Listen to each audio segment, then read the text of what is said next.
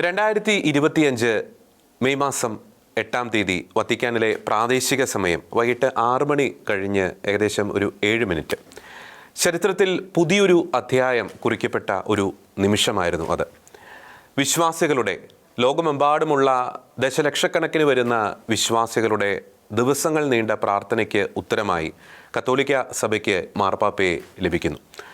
അതിനുശേഷം cardinal തിരുസംഘത്തിൻ്റെ proto ഡീക്കനായിട്ടുള്ള cardinal Dominic മമ്പേർട്ടി ഹബേമുസ് പാപ്പാം എന്ന് പറയുന്ന ആ ഒരു വിളംബരം പുറപ്പെടുവിക്കുന്നു. തൊട്ടടുത്ത നിമിഷങ്ങളിൽ പരമ്പരാഗത വേഷവിധാനങ്ങളുമായി കാർഡിനൽ റോബർട്ട് ഫ്രാൻസിസ് പ്രൊവോസ്റ്റ് എന്ന പോപ്പ് ലിയോ 14 വത്തിക്കാനിലെ സെൻറ്റ് പീറ്റേഴ്സ് ബസിലിക്കയുടെ ആ സെൻട്രൽ ബാൽക്കണിയിൽ വന്നടഞ്ഞ ആ ഒരു നിമിഷം ഏതൊരു കത്തോലിക്ക വിശ്വാസിയെ സംബന്ധിച്ചിടത്തോളം വളരെ വൈകാരികമായിട്ടുള്ള ആ ഒരു നിമിഷം തന്നെയായിരുന്നു. ആ ചരിത്ര നിമിഷങ്ങൾക്ക് ഒരു വർഷം പിന്നിടുകയാണ്.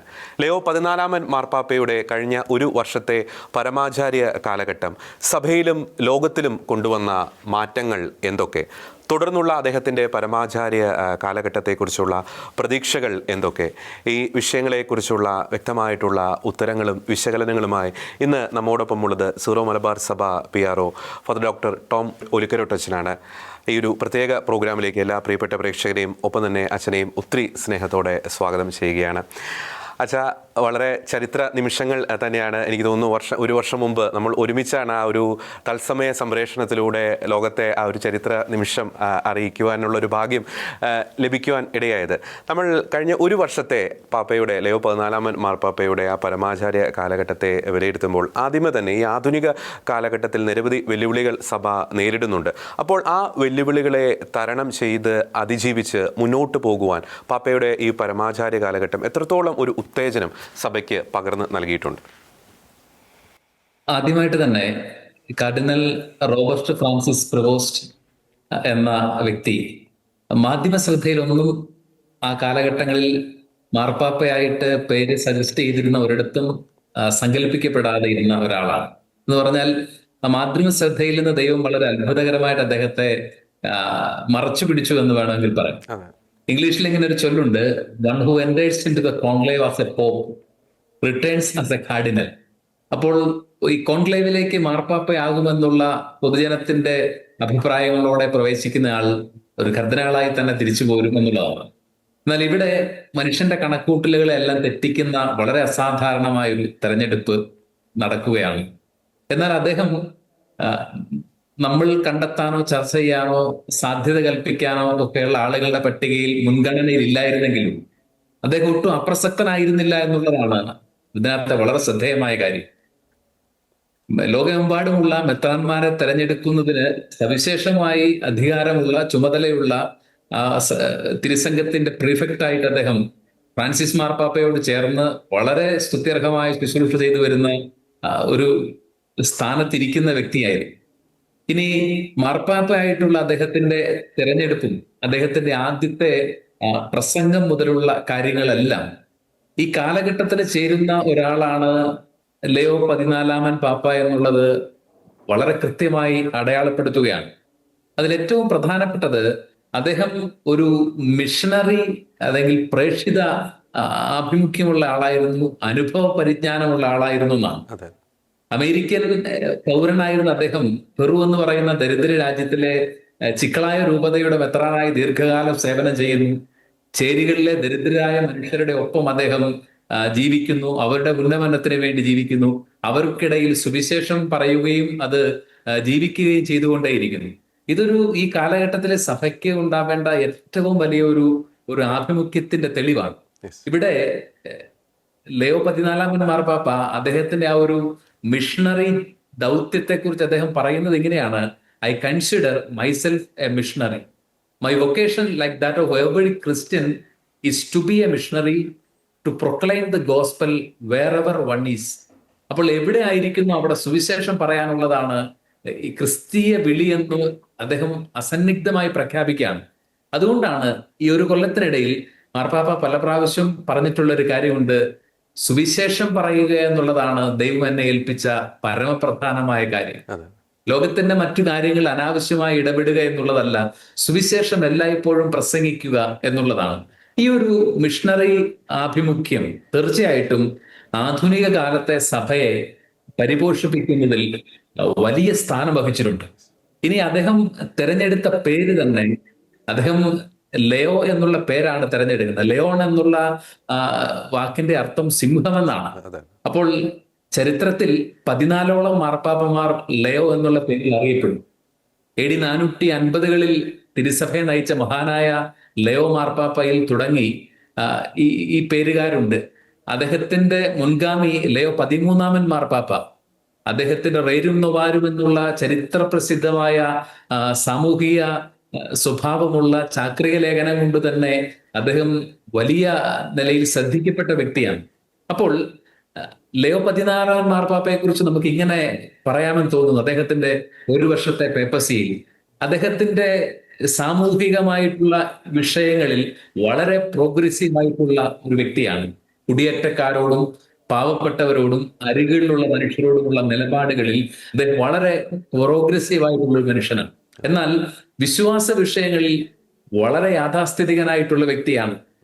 ഈ രണ്ട് കാര്യങ്ങളെയും, സാമൂഹ്യ വിഷയങ്ങളിലെ 21-ാം നൂറ്റാണ്ടിലെ സഭ വളരെ പ്രോഗ്രസീവ് ആകണം, എന്നാൽ വിശ്വാസ വിഷയങ്ങളിൽ അതിന്റെ അടിത്തറകളെ ബലപ്പെടുത്തണം. ഈ രണ്ട് കാര്യങ്ങളും വളരെ കൃത്യമായി ഒരു വർഷത്തിൽ അദ്ദേഹം പ്രാവർത്തികമാക്കുന്നത് നമ്മൾ കണ്ടുകൊണ്ടേയിരിക്കുകയാണ്. ഒപ്പം തന്നെ വെച്ചാൽ നമുക്കറിയാം, ഇപ്പോൾ ലെയോ 14-ാമൻ മാർപ്പാപ്പയെ കുറിച്ച് പറയുമ്പോൾ അദ്ദേഹം പാരമ്പര്യങ്ങളിലേക്കുള്ളൊരു തിരിച്ചുപോക്ക്. നമ്മൾ നേരത്തെ പറഞ്ഞു, മാർപ്പാപ്പയായിട്ട് ആദ്യം ലോകത്തിന് മുന്നിൽ പ്രത്യക്ഷപ്പെടുന്നത് പരമ്പരാഗതമായിട്ടുള്ള ആ തിരുവസ്ത്രങ്ങൾ അണിഞ്ഞുകൊണ്ട്, പിന്നീട് അപ്പസ്തോലിക കൊട്ടാരത്തിലേക്ക് താമസം മാറുന്നു. ഈ വലിയ ആഴ്ച തന്നെ അദ്ദേഹത്തിൻ്റെ തിരുക്രമങ്ങളിൽ ആ ഒരു പാരമ്പര്യത്തിൻ്റെ ഒരു തനിമയൊക്കെ നമുക്ക് ദർശിക്കാൻ സാധിക്കും. അപ്പോൾ അച്ഛൻ പറഞ്ഞതുപോലെ ഒരു പാരമ്പര്യത്തിൻ്റെ ഒരു തനിമയിലേക്ക് സഭയെ തിരികെ കൊണ്ടുവരിക എന്ന ലക്ഷ്യം കൂടി മാർപ്പാപ്പ തൻ്റെ പരമാചാര്യ കാലഘട്ടത്തിലൂടെ ഉന്നമിക്കുന്നില്ലേ? തീർച്ചയായിട്ടും. അതായത് പാരമ്പര്യം എന്ന് പറയുമ്പോൾ നമ്മൾ മനസ്സിലാക്കേണ്ട ഒരു കാര്യം, ജീവനില്ലാത്ത അനുഷ്ഠാനങ്ങളെ കുറിച്ചല്ല, സഭയുടെ വിശ്വാസത്തിന്റെ ഒരു അടിത്തറകളുണ്ട്. ആ അടിത്തറകളെ ബലപ്പെടുത്തുക എന്നുള്ളതാണ്. അതിനെ മറന്നിട്ടുള്ള ഒരു പുരോഗമനപരമായ കാര്യങ്ങൾ പറയുക എന്നതിലുപരി ഈ വിശ്വാസത്തിന്റെ അടിത്തറയിൽ നിന്നുകൊണ്ട് തന്നെ, അതാണ് സഭ ശ്ലൈഹികമാണ് എന്ന് നമ്മൾ പറയുമ്പോൾ, ശ്ലീഹന്മാരുടെ വിശുദ്ധ പ്രബോധനങ്ങളുടെ നീണ്ട ഒരു പാരമ്പര്യം നമുക്കുണ്ട്. അതിൽ മുറുകെ പിടിച്ചുകൊണ്ട് തന്നെ കാലഘട്ടത്തിന് ചേർന്ന വിധത്തിൽ സുവിശേഷത്തെ പുരോഗമനപരമായി പ്രഘോഷിക്കുന്നു. ലെയോ 14-ാമൻ മാർപ്പാപ്പയുടെ പേപ്പസിയുടെ മനോഹരമായ ഒരു സവിശേഷത എന്ന് നമുക്ക് തിരിച്ചറിയാൻ പറ്റും.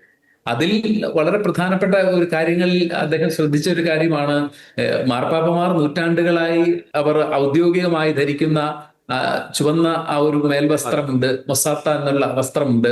അതുപോലെ തന്നെ മറ്റൊരു പ്രധാനപ്പെട്ട കാര്യമാണ് മാർപ്പാപ്പയുടെ താമസം, വത്തിക്കാനിലെ അപ്പസ്തോലിക കൊട്ടാരത്തിലേക്കുള്ള താമസം മാറ്റുന്നതിൽ തുടങ്ങി. ഇങ്ങനെ ഓരോ കാര്യങ്ങളിലും അദ്ദേഹം തന്റെ മുൻഗാമികൾ നൂറ്റാണ്ടുകളായി അനുവർത്തിച്ചു പോന്ന ചില പാരമ്പര്യങ്ങളുണ്ട്. അതിലും സഭയുടെ സത്യവിശ്വാസത്തിനും ഒരുപോലെ അദ്ദേഹം പ്രാധാന്യം കൊടുക്കുന്നു. ഇനി മാർപ്പാപ്പയുടെ ബുധനാഴ്ചകളിലെ പ്രസംഗം നമ്മൾ ശ്രദ്ധിച്ചാൽ മനസ്സിലാകും, അദ്ദേഹം 2-ാം വത്തിക്കാൻ കൗൺസിലിന്റെ പ്രബോധന രേഖയിലെ, പ്രത്യേകിച്ച് ദൈവവചനത്തെ കുറിച്ചുള്ള പ്രബോധന രേഖയിലെ ഒക്കെ ആശയങ്ങളാണ് ഓരോ ബുധനാഴ്ചയും വ്യക്തമാക്കി കൊടുക്കുന്നത്. അപ്പൊ അതിന്റെ ഒരു അർത്ഥമുണ്ട്. സഭയുടെ പഠനങ്ങൾ അത് നിരന്തരം വിശ്വാസികളുടെ ബോധമണ്ഡലങ്ങളിലേക്ക് കൊണ്ടുവരേണ്ടതാണ്. അതെല്ലാവരും മനസ്സിനനുസരിച്ച് ജീവിതത്തെ ക്രമപ്പെടുത്തുകയും ചെയ്യേണ്ടതാണ്. അപ്പോൾ തീർച്ചയായിട്ടും അദ്ദേഹം ഒരു പാരമ്പര്യവാദി എന്ന് ഒരിക്കലും നമുക്ക് പറയാൻ കഴിയില്ല. പാരമ്പര്യങ്ങളെ സജീവമാക്കുന്ന എപ്പോഴാണ്, അത് മനുഷ്യഗന്ധം ഉള്ളതായിട്ട് മാറുമ്പോഴാണ്. അതുകൊണ്ടാണ് സാമൂഹ്യ വിഷയങ്ങളിൽ അദ്ദേഹം തികഞ്ഞ പുരോഗമനവാദിയാണ് നമ്മൾ പറയുമ്പോഴാണ് ജീവനുള്ള ഒരു പാരമ്പര്യങ്ങളിലാണ് ലെയോ 14-ാമൻ മാർപ്പാപ്പയുടെ സവിശേഷമായ ശ്രദ്ധ പതിയുന്നത് എന്ന് നമുക്ക് മനസ്സിലാകും. മറ്റൊരു വലിയ പ്രത്യേകത വെച്ചാൽ, നമ്മൾ ലെയോ 14-ാമൻ മാർപ്പാപ്പയുടെ ഒരു വർഷത്തെ പരമാചാര്യ കാലഘട്ടത്തെ വിലയിരുത്തുമ്പോൾ പിതാവിൻ്റെ വാക്കുകളിലെ ആ ഒരു ക്ലാരിറ്റി, നമുക്കതിലൊരു എസ് അല്ലെങ്കിൽ നോ, അത് കൃത്യമായിട്ട് നമുക്ക് ദർശിക്കാൻ സാധിക്കും. ഇപ്പോൾ മാർപ്പാപ്പ സുവിശേഷവൽക്കരണത്തെക്കുറിച്ച്, ഓരോ വിഷയങ്ങളെക്കുറിച്ച് പറയുന്ന നിലപാടുകൾ, അത് മാധ്യമങ്ങളോടായിക്കോട്ടെ, പലപ്പോഴും മുൻ മാർപ്പാപ്പമാരിൽ നിന്നൊക്കെ വ്യത്യസ്തമായിട്ട് പെട്ടെന്ന് ഓൾ ഓഫ് എ സഡൻ മാധ്യമപ്രവർത്തകർ ചോദിക്കുന്ന ചോദ്യങ്ങൾക്ക് വളരെ ക്ലാരിറ്റിയോടുകൂടി തന്നെ കൃത്യമായിട്ടുള്ള ഉത്തരങ്ങൾ നൽകുവാൻ പാപ്പയ്ക്ക് സാധിക്കും. അത് വലിയൊരു പ്രത്യേകത തന്നെയല്ലേ ലെയോ പാപ്പയുടെ? തീർച്ചയായിട്ടും. അതിൽ എടുത്തു പറയേണ്ട രണ്ട് കാര്യങ്ങളുണ്ട്. ഒന്ന്, നിക്കിയ സുനഹദോസിന്റെ 1700-ാം വാർഷികത അദ്ദേഹം തുർക്കിയിൽ ചെല്ലുന്നു. അവിടെ അദ്ദേഹം ചെയ്ത രണ്ട് കാര്യങ്ങൾ. ഒന്ന്, അദ്ദേഹം ഹഗിയ സോഫിയ എന്ന് പറയുന്ന പുരാതനമായ ക്രൈസ്തവ ദേവാലയം അത് പിന്നീട് പിടിച്ചെടുക്കപ്പെടുകയും മോസ്കാക്കി മാറ്റുകയും ചെയ്ത ക്രൈസ്തവ ദേവാലയം സന്ദർശന പട്ടികയിൽ അദ്ദേഹം ഉൾപ്പെടുത്തുന്നില്ല. എന്നാൽ സഹോദരത്തിന്റെ മതസൗഹാർദ്ദത്തിന്റെ അടയാളമായിട്ട് അദ്ദേഹം ബ്ലൂ മോസ്ക് എന്ന് പറയുന്ന ആ, സ്ഥലം സന്ദർശിക്കുന്നു.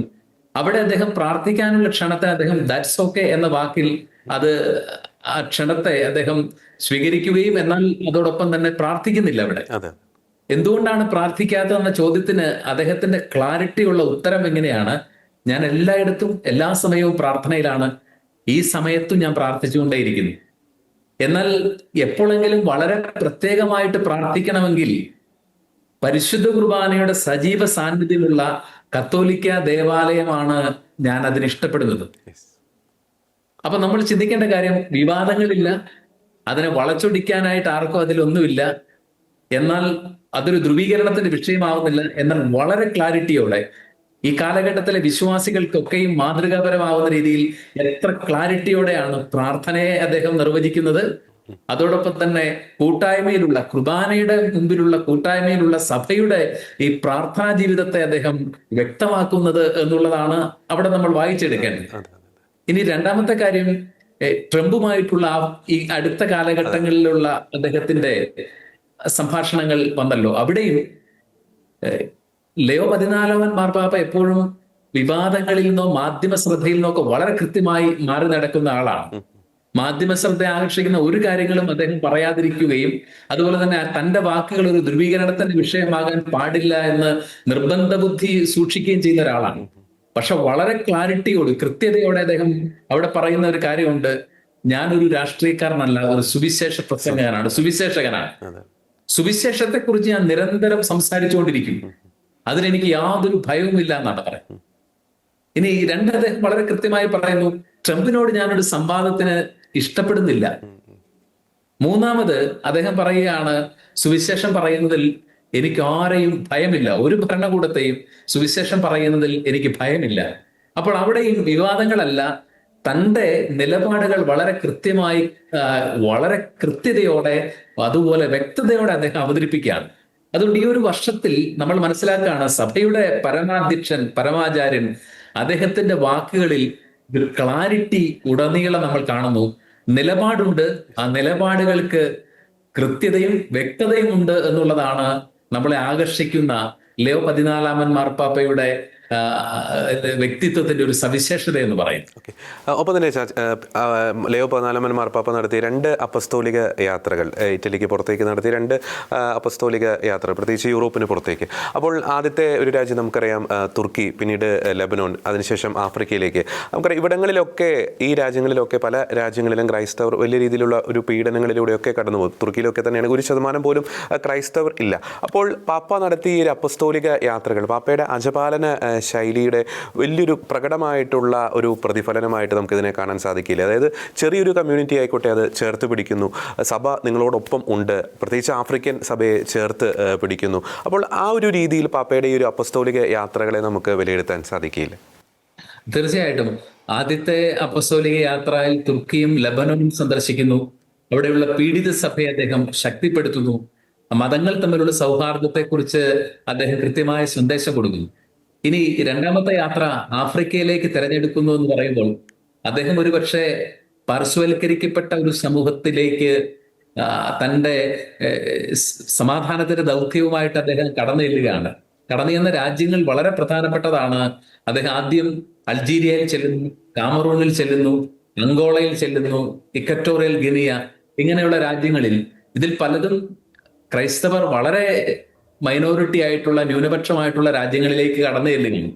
ഇനി ആഫ്രിക്കയെ കുറിച്ച് പൊതുവായി നമ്മൾ പറയുമ്പോൾ ഏകദേശം 28 കോടിയിലധികം ക്രൈസ്തവർ കത്തോലിക്കലുള്ള രാജ്യമാണ് ആഫ്രിക്ക എന്ന് പറയുന്നത്.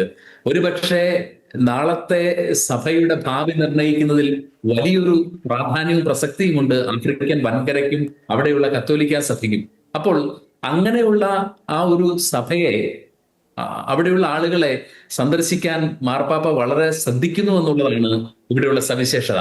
അതുപോലെ തന്നെ ആഫ്രിക്കയെ കുറിച്ച് പറയുമ്പോൾ ദാരിദ്ര്യവും ചൂഷണവും ആഭ്യന്തര കലഹങ്ങളും അതുപോലെ തന്നെ തീവ്രവാദത്തിന്റെ അതിപ്രസരങ്ങളും അക്രമങ്ങളും യുദ്ധങ്ങളും എല്ലാം കൊണ്ട് അശാന്തിയിലൂടെ കടന്നു പോകുന്ന മനുഷ്യരുടെ അടുത്തേക്കാണ് ലയോ 14 ഒരു സമാധാനത്തിന്റെ ദൂതനായിട്ട് കടന്നിരുന്നു. അതെ.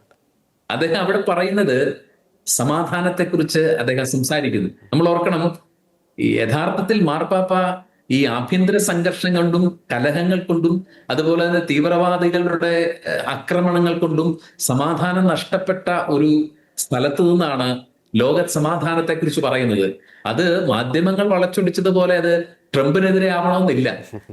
ആഫ്രിക്കയിലെ ക്രൈസ്തവർക്ക് ലഭിക്കേണ്ട സമാധാനത്തിന്റെ അന്തരീക്ഷത്തെക്കുറിച്ച് ആണ് അത് പറയുന്നതെങ്കിൽ അത് അവിടെ അല്ലാതെ മറ്റെവിടെയാണ് കൃത്യമായിട്ട് പറയാൻ സാധിക്കുന്നത്?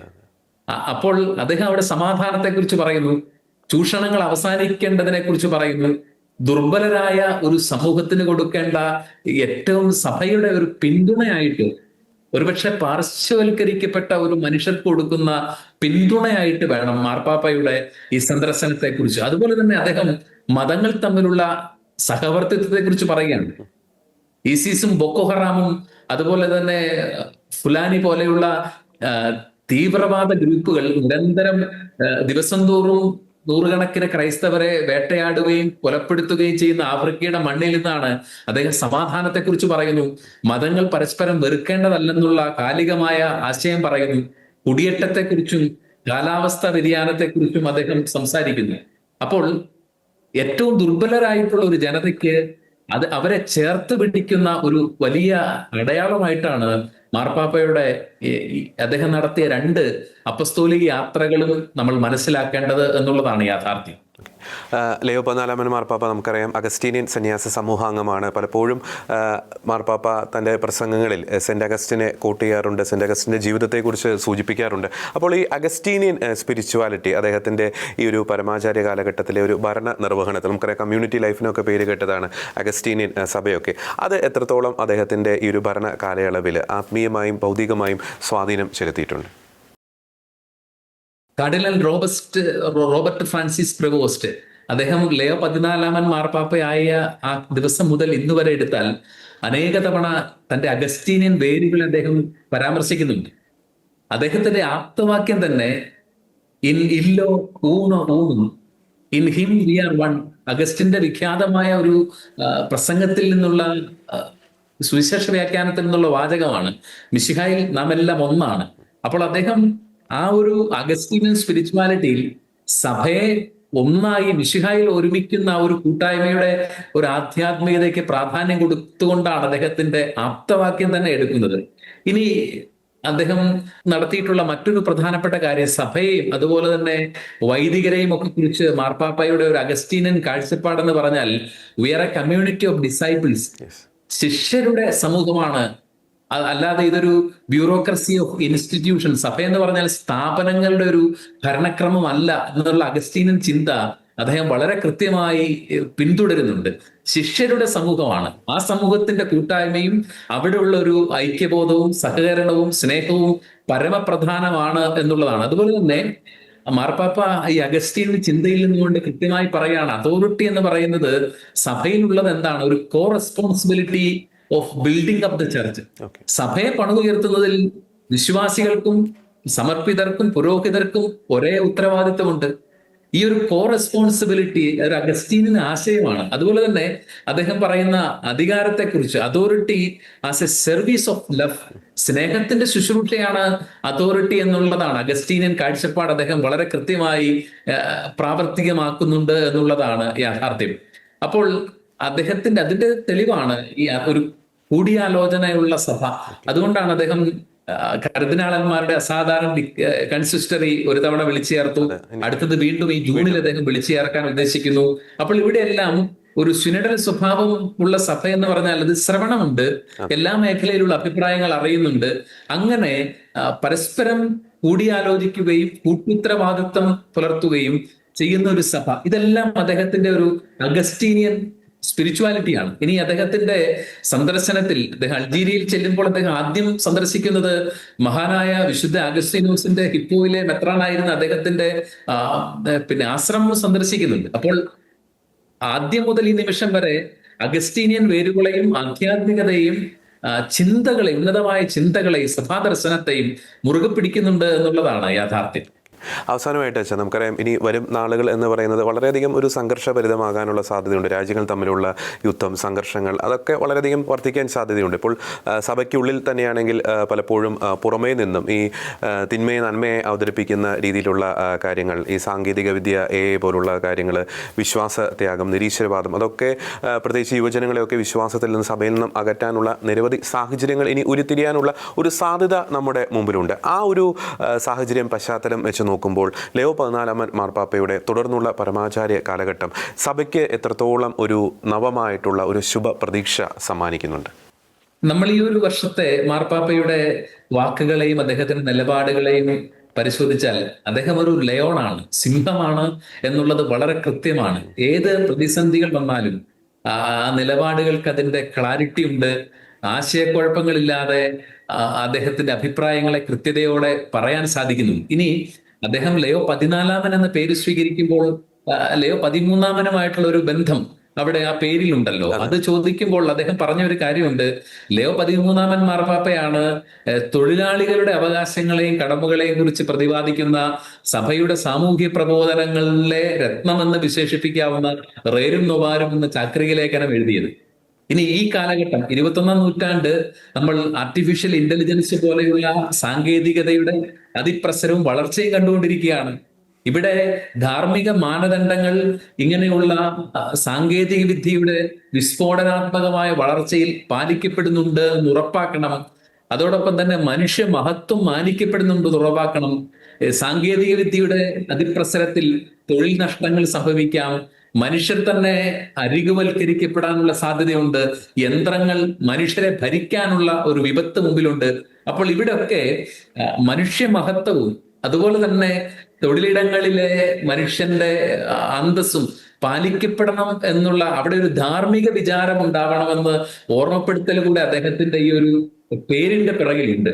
അപ്പോൾ തീർച്ചയായിട്ടും 21ാം നൂറ്റാണ്ട് സാങ്കേതികതയിൽ മാത്രമല്ല ആശയങ്ങളിലും വലിയ പുരോഗമന ആശയങ്ങൾ വരാനും സത്യവിശ്വാസത്തിന്റെ അടിത്തറകളെ അതൊരു പക്ഷേ സംഘർഷത്തിലേക്ക് കൊണ്ടുപോകാനൊക്കെയുള്ള സാധ്യതയുള്ളപ്പോൾ അവിടെയൊക്കെ കൃത്യതയുള്ള വ്യക്തമായ നിലപാടുകളുള്ള സഭയുടെ പാരമ്പര്യങ്ങളിൽ കൃത്യമായി ചവിട്ടി നിൽക്കുന്ന, എന്നാൽ 21ാം നൂറ്റാണ്ടിലെ ആവശ്യങ്ങൾക്ക് നേരെ അത് മനസ്സിലാക്കാനും പ്രതികരിക്കാനും കഴിവുള്ള ഒരു പരമാചാര്യൻ ഈ കത്തോലിക്ക സഭയ്ക്കുണ്ട് എന്നുള്ളത് തീർച്ചയായിട്ടും നമുക്ക് പ്രത്യാശ തരുന്നതാണ്, അഭിമാനം തരുന്നതാണ്.